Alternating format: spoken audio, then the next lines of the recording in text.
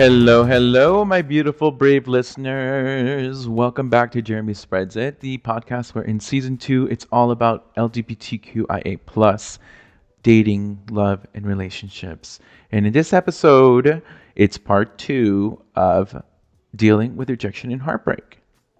And it's sad to say that I'm going to be talking about heartbreak, but it is a necessary topic to talk about because it's so important to deal with heartbreak head on and come out on the other side as a stronger warrior in the queer community.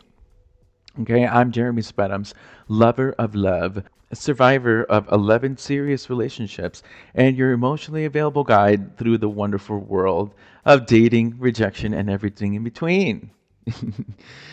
Last time we did talk about rejection. We talked about those random life curveballs and moments that make us question whether love is even worth the damn risk. And in this episode, again, we're going to be talking about heartbreak after relationships end. So, whether it ended with a tearful goodbye or an abrupt seen message without a response that still stings, this part is for you. Heartbreak is hard for everyone, but for us queer folks, it's layered, complex, and deep. Okay, many of us had to fight for our love against family rejection, cultural shame, religious guilt, and systemic invisibility. When a queer relationship ends, it's not just a loss of a partner. It could feel like losing a victory, a validation. And for so many of us in the community today, losing a dream that we weren't always told we deserved in the first place.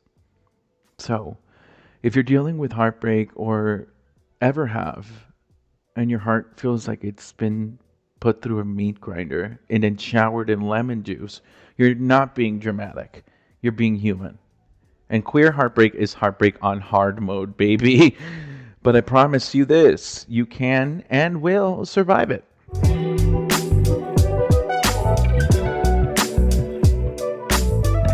Let's start with talking about grieving after a relationship ends and feeling that heartbreak. You have to let those tears flow, okay? Grieving is healing. Say it with me.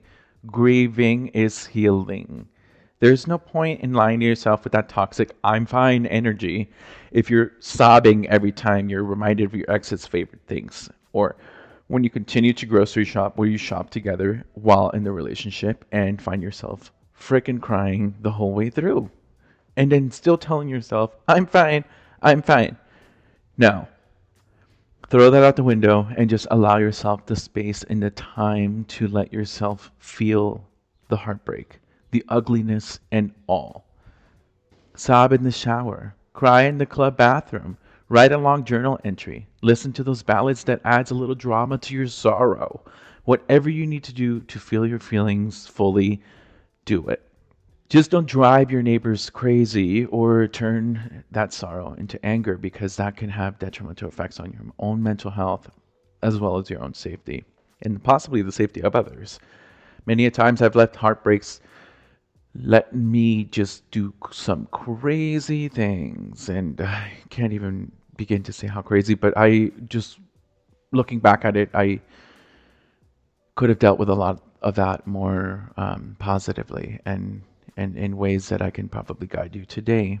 So grieving a relationship that comes to an end isn't weakness. It's proof that you love them deeply, but also a reminder grief does have an expiration date.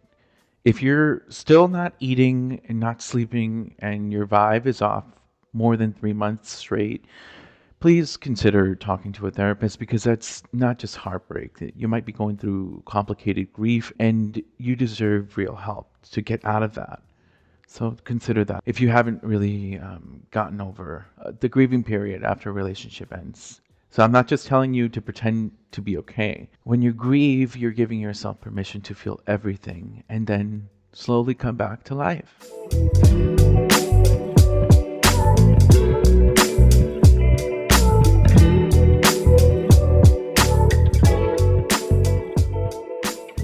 During the grieving process, there's that continuous cycle of self blame after a relationship ends, especially when you think that you could have done something differently to save a relationship that ended. And this one really hits hard because, especially for us in the queer community who have already internalized a lifetime of I'm too much or I'll never be enough, heartbreak doesn't mean that you're broken. You gotta really, really let those words sink in. Heartbreak does not mean that you're broken. It means that this chapter is over, but not your whole life book. So instead of spiraling into self-blame, it can be really hard to do that, but instead of doing that, try to think of this instead. Okay, what did I learn from this relationship? What do I want to take with me? What am I leaving behind? And did my own behaviors or thoughts lead to this? That one's a really hard one to answer because oftentimes we will see our behaviors after a relationship ends very negatively and not in ways that maybe we were acting on our own behalf to help ourselves. Like if a relationship was bad and you really wanted it to end and then it finally ended and then you're just thinking about like, oh my God, like did I just do that right? Did my own behaviors lead to this? And if they did, maybe questioning like were you acting on your own self-interest? Were you acting to hurt somebody? Were you doing this because you felt like it was going to be more beneficial for you? And that can help you accept your own actions while in the relationship and allow yourself to understand that it did take two to be in a relationship. And when it ended, you did have a part in it as well. So understanding your own part in that relationship is super important to not just understand what you're going to take away with you in a relationship and what you learn from that relationship as well.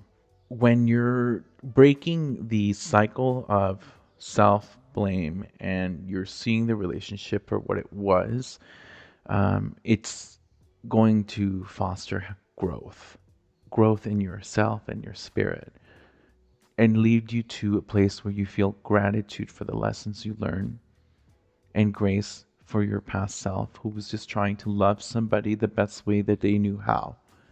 And it's time for you to move forward.